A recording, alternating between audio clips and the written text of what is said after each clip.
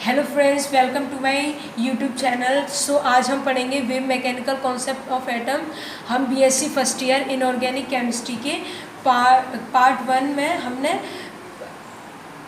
Introduction of atom देखा था, जिसमें हम एटॉमिक स्ट्रक्चर जो लेक्चर पढ़ रहे थे उसमें हमने इंट्रोडक्शन ऑफ एटम देखा था। और आज हम पढ़ेंगे wave mechanical concept of atom, यानी कि परमाणु का तरंग सिद्धांत। सो आगे हम पढ़ते हैं कि आखिर ये परमाणु का तरंग सिद्धांत कहता क्या है। प्रकाश की प्रकृति तरंग के समान होती है, यानी कि जो लाइट होती है उसका जो नेचर होता है वो वेव के समान होता है।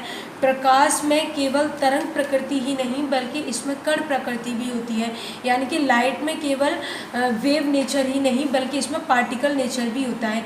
यानी कि जो हमारी लाइट होती है उसमें वेव नेचर और पार्टिकल नेचर दोनों पाए जाते हैं।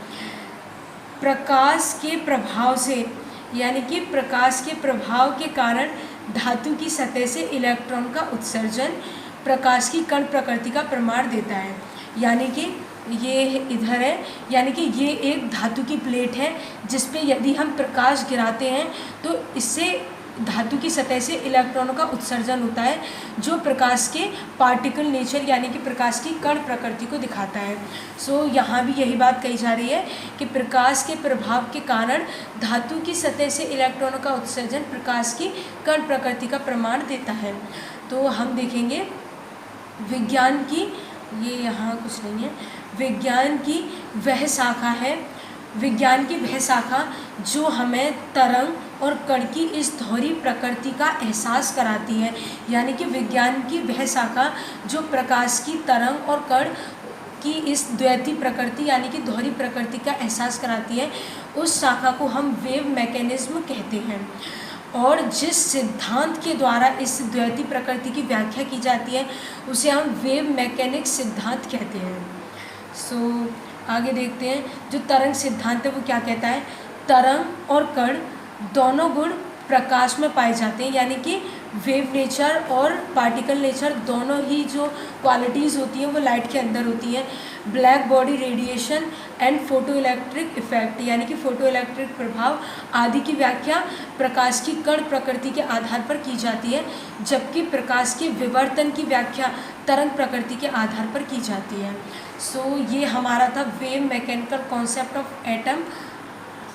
सो हम आगे देखते हैं तरंग गति की विशेषताएं, यानी कि कैरेक्टर ऑफ वेव मोशन। सबसे पहले हम पढ़ेंगे तरंग दैर्घ्य, यानी कि वेवलेंथ क्या होती है।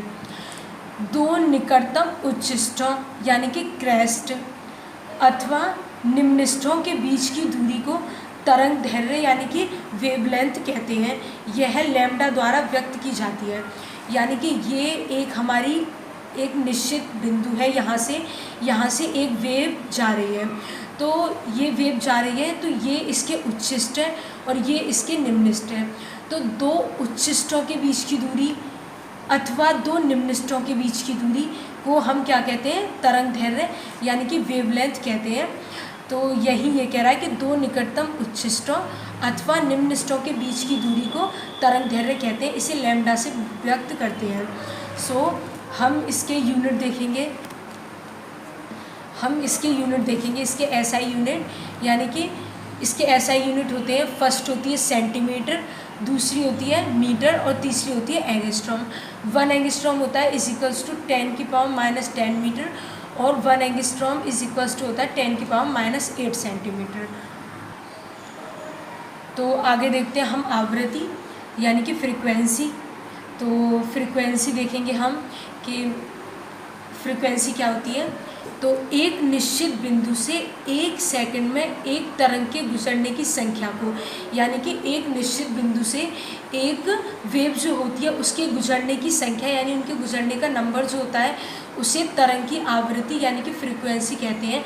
इसे ग्रीक अक्षर न्यू से दर्शाते हैं। तो इस फ्रीक्वेंसी को हम ग्रीक अक्षर न्यू से प्रदर्शित करते हैं। आगे देखते हैं हम वेलोसिटी में हम देखते हैं 1 सेकंड में एक तरंग द्वारा तय की गई दूरी को, यानी कि 1 सेकंड में एक तरंग जितनी दूरी तय करती है उसे उस तरंग का वेग यानी कि वेलोसिटी कहा जाता है। इसे हम v द्वारा प्रदर्शित करते हैं, ये v है। तो हम देख लेते हैं v की जो वैल्यू होती है वो c यानी कि प्रकाश के वेग के बराबर होती है, और जो प्रकाश का वेग होता है वो होता है 3 × 10⁸ मीटर पर सेकेंड।